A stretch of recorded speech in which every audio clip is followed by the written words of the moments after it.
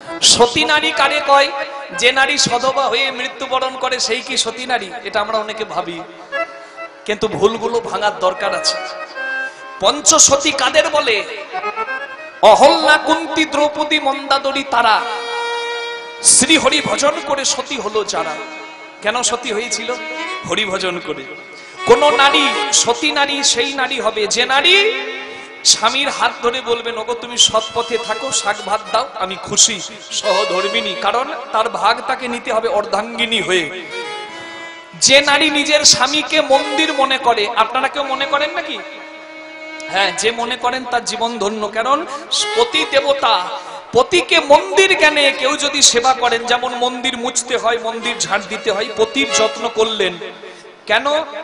কারণ পতির যদি কোনো বিপদ হয় আপনাকে ফল ভোগ করতে হবে। পতি যদি দরিদ্র দুর্ভাগা দিন হয়, তবু পতি ছাড়ি পরপতি ভজা পত্নীর কর্ম নয়। নিজ পতি থাকতে যে নারী পরপতি ভজে, লক্ষ্মীর সম দেখতে হলেও নরকেতে মজে। রাধে রাধে। তাহলে দেখুন, সতী নারী যে নারী নিজের স্বামীকে মন্দির মনে করে সেই মন্দিরের সিংহাসনে ভগবানকে বসায়, সেই হয় জগতের সতী নারী। নিতাই হরি হরি হরি বল। স্বামী সেবা, স্বামীর অনুমতিতে ভগবান সেবা, সে সতী নারী। আর দিব্য স্ত্রী নববধূ। নববধূ মানে নব মানে নতুন, বধূ মানে বউ, মানে নববিবাহিত বউ মানে নতুন বউ। হ্যাঁ, বিয়ে করে আনে না বাবা, দেখলে যাত্রা শুভ হয়। আপনাদেরকে আর কি বলবো, আমার দলে এমন একজন জুটেছে, বুঝলেন, এই যে হারমোনিয়াম বাজাচ্ছে। এই আমি কীর্তনে বলি যে নববধূর মুখ দেখলে যাত্রা শুভ হয়। আমার আর রক্ষা নাই। কলকাতার রাজপথে, মানে ওই ভিআইপি রোড, এয়ারপোর্টে যাচ্ছে, ওই রোডেও বলবে গাড়ি দাঁড় করাও। কেন? বউ দেখেছে, না দেখে যাবে না।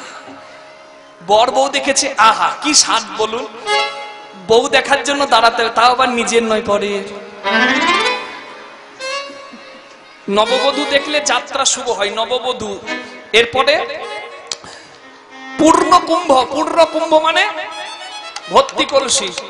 ভর্তি কলসি দেখলে যাত্রা শুভ হয়, আর খালি কলসি দেখলে যাত্রা অশুভ হয়। কিন্তু খালি কলসি দেখলেও যাত্রা শুভ হয় যদি যাই জল আনতে বা জল ভরতে।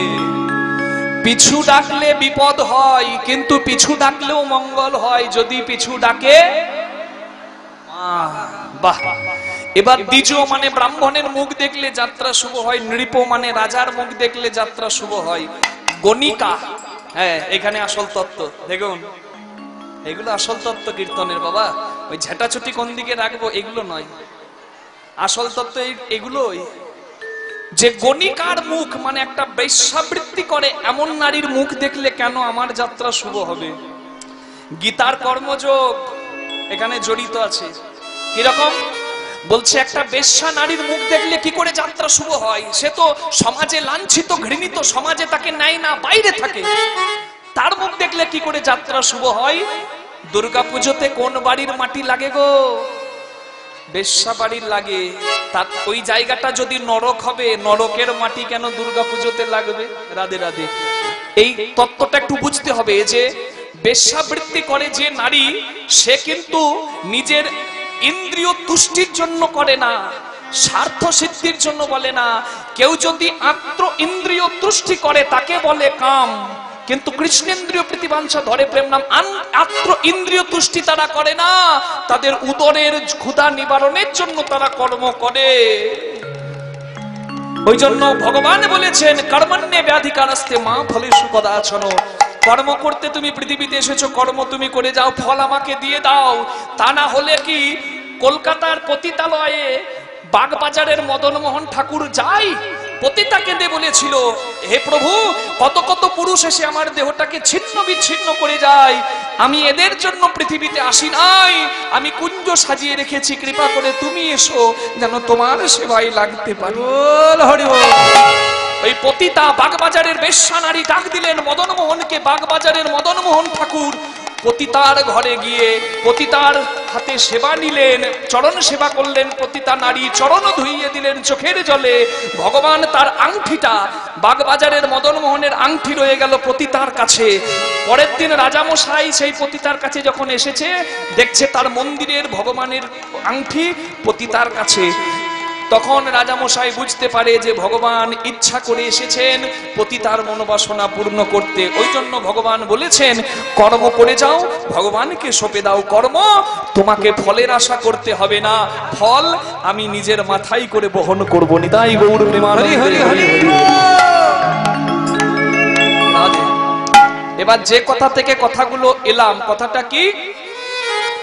কৃষ্ণ ভগবানকে গুরুদেব বলছে যে তোমাকে আমি শেখাবো কি, তুমি সবই জানো। কই বলরাম, তুমি কি শিখবে? কি শিখবে? শুধু মারপিটের ধান্দা বলরাম তো।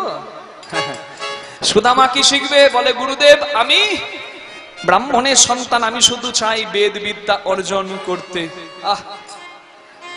সুদামার এদিকে বেদ বিদ্যা অর্জন হচ্ছে আর কৃষ্ণ সঙ্গ হচ্ছে, প্রাণ ভরে গায় সুদামা হরি হরি বল। মন মোহন মুরলি মালা জয় রাধে গোবিন্দ গোপাল। ও মন মোহন, ও মন মোহন, ও মন মোহন মুরলি মালা হরি হরি বল। মালা মন মোহন গোবিন্দ গোপালা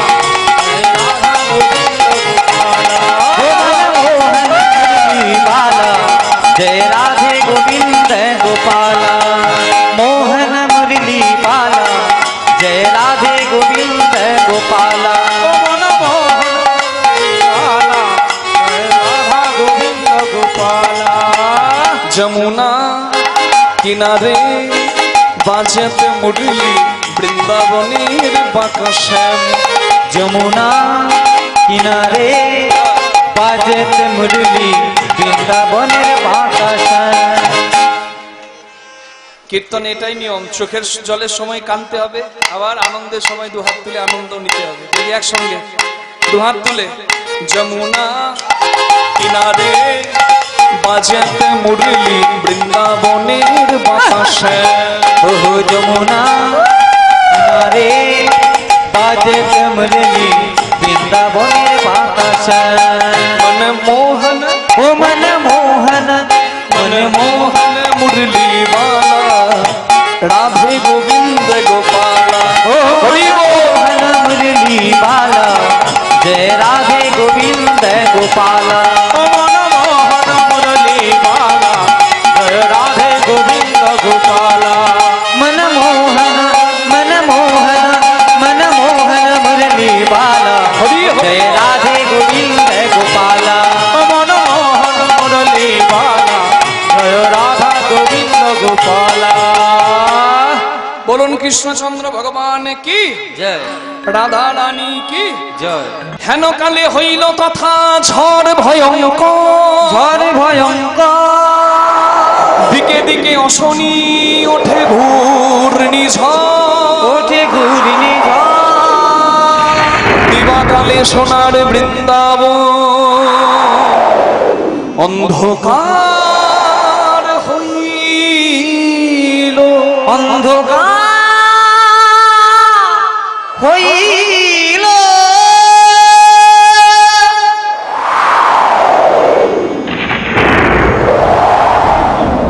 জঙ্গলে কাঠ আনতে গেল কৃষ্ণ সুদামার, এত বজ্রপাত, এত বৃষ্টি, এত ঝড় হতে লাগলো। সুদামা বিধাতাকে বলছে, হে বিধি, তুমি যদি আমায় একটা পায়ে খোড়া না করে দিতে, আমি কৃষ্ণকে কোলে করে নিয়ে দৌড়ে চলে যেতাম।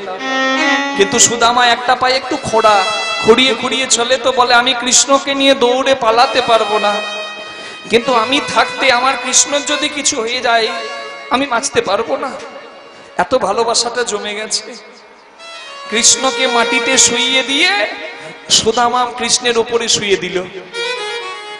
ঝড়ে গাছের ডালগুলো ভেঙে পড়ছে, কোনোটা সুদামার পায়ে, কোনোটা সুদামার কোমরে, কোনোটা সুদামার ঘাড়ে। অনেক সহ্য করে নিচ্ছে মা, চোখের জল পড়ছে আর কৃষ্ণকে জড়িয়ে ধরে আছে। তোর কিছু হবে না, আমি আছি তো নাকি? আমি বেঁচে থাকতে তোর গায়ে আঁচ আসবে না। এতক্ষণ সব ঠিকই ছিল মা, কিন্তু একটা গাছের মস্ত বড় ডাল সুদামার মাথায় এসে যেই না লেগেছে, আর রক্ত ঝরছে সুদামার কানের দুই পাশ দিয়ে, সেই রক্ত আর চোখের জল কৃষ্ণের অঙ্গ ভিজিয়ে মাটিতে ঝরে পড়ছে। সুদামা চিৎকার করছে, কৃষ্ণ ভগবান নিচে শুয়েছিলেন, আর নিচে শুয়ে শুয়ে কৃষ্ণ ভগবানও কাঁদছেন। সুদামা রে, সবাই বলে রাখে হরি তো মারে কে, বিপদে সবাই ডাকে বিপদ বারণ, তুমি রক্ষা করো, আর আজকে আমি তোকে রক্ষা করব কি, তুই আমাকে নিজের জীবন দিয়ে বাঁচালি। বন্ধু, যদি কোনোদিন তোর কোনো বিপদ হয় তুই একবার আমাকে ডাকিস, কথা দিলাম সেদিন তোর যন্ত্রণা আর তোর থাকবে না, আমি নিয়ে নেব।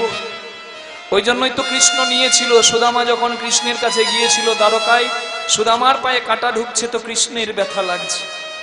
এই হলো ভক্তের ভগবান, যে ভগবানকে দিতে পারে আমার যা কিছু সব তোমার, তুমি কৃপা করে আমায় আশীর্বাদ করো, সবকিছুর মাঝে যেন তোমাকে নিয়ে থাকি, সেই হয় উত্তম। ঝড় থেমে গেল, কৃষ্ণ সুদামা এলেন গুরুগৃহে। গুরুদেব বললেন, একই সুদামা, কৃষ্ণ একই দশা তোমাদের, কি করে হলো? কৃষ্ণ বলছে, গুরুদেব সুদামা আমায় জীবন দিয়ে বাঁচিয়েছে। গুরুদেব বলছে, কৃষ্ণ আজকে আমাকে একটা কথা দাও, আমি তোমার গুরুদেব হয়ে তোমায় বলছি, তুমি রাজার ছেলে, পরবর্তীকালে রাজা হবে, কিন্তু সুদামা তো গরিব ব্রাহ্মণের ছেলে, সুদামা হয়তো ভিখারি হবে। রাজা হয়ে কোনোদিন যেন ভিখারি সুদামাকে ভুলে যেও না। সুদামা যদি কোনোদিন তোমার কাছে যাই, তুমি যেন ফিরিয়ে দিও না। কৃষ্ণ বললেন, তাই হলো গুরুদেব, কথা দিলাম। গুরুর আশ্রমে দীক্ষা শিক্ষা পূর্ণ করলেন। কৃষ্ণ সুদামাকে পরীক্ষা করার জন্য গুরু মায়ের কাছে নাড়ু চুরির অপবাদও সুদামাকে দিয়েছিল, কিন্তু সুদামা কৃষ্ণের নাম করেনি, নিজে অপরাধের সাজা নিয়েছিল। অবশেষে দীক্ষা শিক্ষা পূর্ণ করে সুদামা যখন নিজের ঘরে ফিরল, তখন যে গরিবের সন্তান তো পণ্ডিত হয়েছে, কিন্তু আবার এসে সেই গরিব ঘরেই পড়েছে। দীক্ষা শিক্ষা হয়ে গেছে, ঘরে ফিরেছে। আর ওইদিকে কৃষ্ণ ভগবান গুরুর কাছে শিক্ষা নেওয়ার পরে যখন গুরুর চরণে গুরু দক্ষিণা দিতে যাবে, এখানে তত্ত্বটা একটু শুনবেন। তথ্যটা, কৃষ্ণ যখন গুরু দক্ষিণা দিতে যায়, গুরুদেব বলে, তুমি তো জগতের ভগবান, তোমার কাছে আমি গুরু দক্ষিণা নেব যদি তুমি আমার হারিয়ে যাওয়া ছেলে মধুকে এনে দিতে পারো। কৃষ্ণ ভগবান সন্ধান করতে লাগলেন গুরুপুত্রের। জানতে পারলেন শঙ্খাসুর নামে দৈত্য গুরুপুত্রকে হরণ করে নিয়ে গিয়েছিল। এখন গুরুপুত্র আছে যমলোকে, যমের ঘরে। তখন শঙ্খাসুর অসুরকে দমন করে পাঞ্চজান্য শঙ্খ ধ্বনি করে যমলোক থেকে গুরুপুত্রকে ফিরিয়ে গুরুর চরণে গুরু দক্ষিণা দেন। ওই জন্য বলে না যে সব অসাধ্য সাধন করতে পারেন ভগবান শ্রীকৃষ্ণ। বলুন কৃষ্ণচন্দ্র ভগবান কি। কৃষ্ণ হলেন পরবর্তীকালে দ্বারকার রাজা, আর সুদামা এলেন নিজের ঘরে। সুদামা পণ্ডিত হয়েছে, ছেলে পণ্ডিত হয়ে এসেছে, তো তা স্বামী কদিন আগেই মারা গেছেন, মা বেঁচে আছেন, মায়ের নাম রচনা দেবী। রচনা দেবী একটা ভালো মেয়ের সন্ধান করতে লাগলো। কেন? আমি যদি না থাকি আমার ছেলেটাকে দেখবে কি? একটা ভালো মেয়ে খোঁজ করতে হবে। তো একটা মেয়ে পেলো, কি সুন্দর মেয়ে গো, কি নাম? সুদামার স্ত্রী হবে। কে? দেখুন, অনেক দ্বন্দ্ব আছে, কেউ বলে বসুন্ধরা, কেউ বলে কুচেলা, কিন্তু আমি পেয়েছি সুদামার স্ত্রীর নাম সুশীলা। ওই জন্য সুদামা চরিতে সুশীলা আছে, সুশীলা নামটা নিয়ে আমরা বলবো। সুশীলা নামেতে কন্যা রূপে গুণে সম, অনুধ্বনি হরি হরি। সুশীলা নামেতে কন্যা রূপে গুণে সম, সুশীলা নামেতে কন্যা রূপে গুণে সম, বিধি গড়ি আছে তারে বড় নিরূপম, বিধি গড়ি আছে তারে বড় নিরূপম, বিধি গড়ি আছে তারে নিরূপম। শুভ দিনে শুভক্ষণে বিবাহ হইল, শুভ দিনে শুভক্ষণে বিবাহ হইল, শুভ দিনে শুভক্ষণে বিবাহ হইল। ওগো শুভ দিনে শুভক্ষণে বিবাহ হইল। আস্তে আস্তে আস্তে আস্তে, আপনারা উলু দেবেন না? সুদামার বিয়ে, উলুদিন বর এসেছে, বর এসেছে।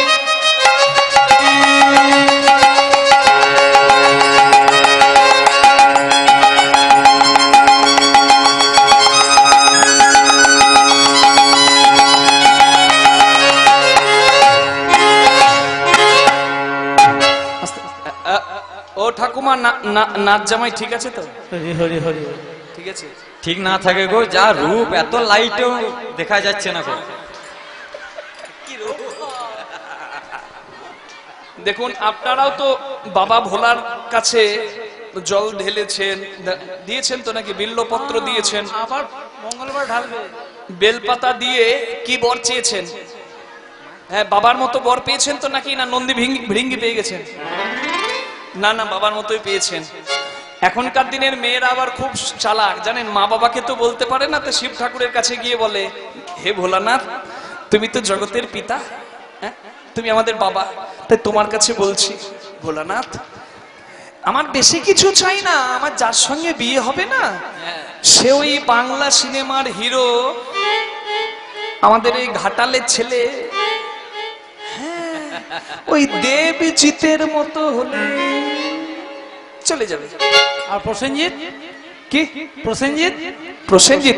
হ্যাঁ, বুড়ো হয়ে গেছে, চলো, ও যুগ কেটে গেছে। দেখুন, কন্যা কাময়তে রূপং মাতা বিত্তং পিতা শ্রুতং জাতয় কুল মিচ্ছন্তি মিষ্টান্ন পিতয়ে জনা, শাস্ত্রের বচন। মেয়ে কি চাই? যে মেয়ের বিয়ে হচ্ছে সে মেয়ে কি চাই? সে মেয়ে চাই আমার কর্তা, মানে যার সঙ্গে বিয়ে হবে সে যেন করে কার্তিক ঠাকুর হয়। আর মেয়ের মা কি চাই? মেয়ের মা চাই মাতা বিত্তং। বিত্তং মানে জামাই কার্তিক না হলেও হবে, জামাই ভুড়িওয়ালা গণেশ হলেও হবে। জামাইয়ের যদি ছাদে কিছু থাকে তাও ভালো, যদি কিছু না থাকে বাম্পারে একটু থাকলেও হবে। হ্যাঁ, কিন্তু জামাইয়ের যেন কিছু থাকুক না থাকুক, জামাইয়ের যেন গান্ধী মার্কা থাকে। হ্যাঁ, গান্ধী, বুঝতে পেরেছেন তো?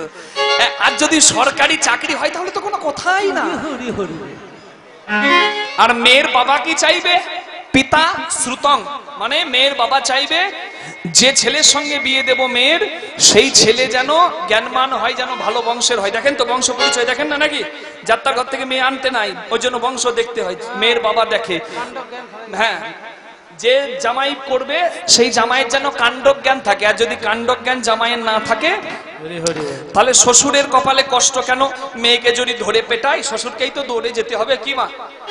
বাছুরকে টানলে গরু যায়, মেয়েকে ধরলে মেয়ের বাবা তো যাবে। এবার শ্বশুর ওই জন্য দেখে নেয় জামাইয়ের যেন কাণ্ডজ্ঞান থাকে। হ্যাঁ, আর যদি কাণ্ডজ্ঞান না থাকে তাহলে কেমন হবে? এই সুন্দরবনে এক বাবা তার মেয়ের বিয়ে দিয়েছে কলকাতায়, ভেবেছে কলকাতার জামাই তো খুব স্মার্ট হবে, খুব জ্ঞানমান হবে, কিন্তু কপাল খারাপ। শ্বশুর অষ্টমঙ্গলাতে জামাইকে নিয়ে যাচ্ছে ঘরে। তা কলকাতা থেকে সুন্দরবন যেতে গেলে সুন্দরবনে নদী পেরোতে হয়। যেই না নদী নৌকাতে পার করছে, জামাইয়ের মনে প্রশ্ন জেগেছে, শ্বশুরকে জিজ্ঞাসা করছে, শ্বশুর মশাই বলো, আমি দেখছি এত মাটি এত জল কোথা থেকে এলো? শ্বশুর বুঝতে পারলো স্ট্যাম্প মার্কা জামাই পেয়ে গেছি। তা জামাই যদি হয়, তা আমিও তো শ্বশুর নাকি, পেয়ে যখন গিয়েছে তখন জামাইকে একটা শিক্ষা দিতে হবে। জামাই বলছে, খুব উত্তম প্রশ্ন করেছো জামাই বাবা ধন। শোনো বলি তোমায়, আমার বাড়িতে একটা মস্ত বড় দেখবে তাল গাছ। তাল গাছ? হ্যাঁ, তাল গাছ। আর ওই তাল গাছে দুটো বড় বড় তাল পড়েছিল, জানো? একটা তাল তোমার বাবা খেয়েছিল, ওই জন্য তোমার মতো ছেলের জন্ম হয়েছে, আর একটা তাল আমি খেয়েছি বলে আমার কপালে জামাই হয়ে জুটেছে। এই হলো কাণ্ডজ্ঞান। কাণ্ডজ্ঞান যদি না থাকে অবস্থাটা তাই হয়। একটা লোক সে কি করে, অপরের কাছে টাকা নিতে খুব মিষ্টি লাগে কিন্তু দিতে খুব ভালো লাগে না, মানে চিটিং বাজ। টাকা নিয়ে নাই, নেবার বেলায় খুব ভালো লাগে, বলুন লাগে না? দেবার বেলায় খুব কষ্ট, বুকটা ফেটে যায়। তা টাকা নিয়েছে শ্বশুর, আহা চিটিংবাজ বাবা, ছেলের কাছে এসে বলছে, এই খোকা ওই দেখ পাওনাদার টাকা চাইতে আসছে, আমার কাছে টাকা নাই। পাওনাদার ঘরে এলে বলবি বাবা ঘরে নাই। বলছে বাবা এই তো তুমি দাঁড়িয়ে আছো। বলে চুপ কর, যেটুকু বললাম সেটুকু বলবি, বলবি বাবা বাড়িতে নাই। এই বলে বাবা ভেতর ঘরে গিয়ে খাটে শুয়ে পড়েছে একটা লেপ ঢাকা নিয়ে। তার লেপটা ঢাকা নিচ্ছে, লেপটা ছিল সাইজ একটু ছোট। হ্যাঁ, লেপটা যখন মাথাটা ঢাকা নিয়েছে, ঠ্যাং দুটো বেরিয়ে গেছে। এইবার পাওনাদার ঘরে ঢুকে বলছে, এক হোকা তোর বাবা কই? বাবা বাবা বলেছে বাবা বাড়িতে নেই। বাবা বলেছে বাবা বাড়িতে নাই। বাবা নাই, বেশ আমি ঘরে গিয়ে বসি, তা করতে তোর বাবা আসুক। এইবার ভেতর ঘরে যখন গিয়ে বসেছে, দেখছে দুটো ঠ্যাং বেরিয়ে। বলছে এক হোকা এই তো ঠ্যাং। ছেলে বলছে ঠ্যাং আছে বাবা নাই। মানে জামাই জামাই আছে, জামাইয়ের যদি কাণ্ড জ্ঞান না থাকে তাহলে শ্বশুরের কপালে কষ্ট। কি বলেন? রাধে রাধে। এবার আত্মীয় স্বজন কি চাই? জাতয় কুলো মিচ্ছন্তি, মানে আত্মীয় স্বজন চাই বিয়েতে পাত্রটা যেন জাতের হয়। কি বলেন? গঙ্গার জল ঘোলা ভালো, আর জাতের হলে কালো ভালো। তাহলে এত কালো? জাতের হলে কালো ভালো। এরপরে আত্মীয় স্বজনের পরে আসে পাড়া প্রতিবেশী, সব থেকে ভালো। পাড়া প্রতিবেশীরা সব থেকে ভালো চাই। ছেলে কি করে, কোথায় থাকে, কালো না ফর্সা, কোন জাতের দেখার দরকার নাই। বিয়েতে মিষ্টিটা যেন নাক ডুবিয়ে খায়। এই কটা রসগোল্লা খাবি? 72টা। কুম্ভকর্ণের বংশধর 72টা রসগোল্লা খাবি? এইরকম প্রতিবেশী যদি গ্রামে 5টা থাকে, তাহলে বিয়ে বাড়িগুলো হয়ে গেল। শুভ দিনে শুভক্ষণে বিবাহ হইল, হরি হরি উলুধ্বনি। শুভক্ষণে বিবাহ হইল, দিনে শুভক্ষণে বিবাহ হইল। সুশীলারে লইয়া সুদামা গৃহেতে আইল। সুশীলারে লইয়া সুদামা গৃহেতে আইল। সুদানে লইয়া সুদামা গৃহেতে আইল। উলুধ্বনি শঙ্খধ্বনি করে নারীগণ, উলুধ্বনি শঙ্খধ্বনি করে নারীগণ, ধ্বনি শঙ্খধ্বনি করে নারীগণ, উলুধ্বনি শঙ্খধ্বনি করে নারীগণ। এবার বাহু তুলে জয়ধ্বনি করে ভক্তগণ, বাহু তুলে জয়ধ্বনি করে ভক্তগণ, বাহু তুলে জয়ধ্বনি করে ভক্ত, হরি হরি হরি করে ভক্তগণ। আনন্দ ধরে না, আনন্দ ধরে না, আনন্দ ধরে না, আনন্দ ধরে না। সুদামার বিবাহ হেরে আনন্দ ধরে না। সুদামার বিবাহ হেরে, পাড়া প্রতিবেশীর মনে, সুদামার বিবাহ হেরে, পাড়া প্রতিবেশীর মনে, সুদামার বিবাহ হেরে, পাড়া প্রতিবেশীর মনে, সুদামার বিবাহ হেরে, পাড়া প্রতিবেশীর মনে, সুদামার বিবাহ হেরে, পাড়া প্রতিবেশীর মনে, সুদামার বিবাহ হেরে আনন্দ ধরে না। পাড়া প্রতিবেশী তোদের আনন্দ হইল।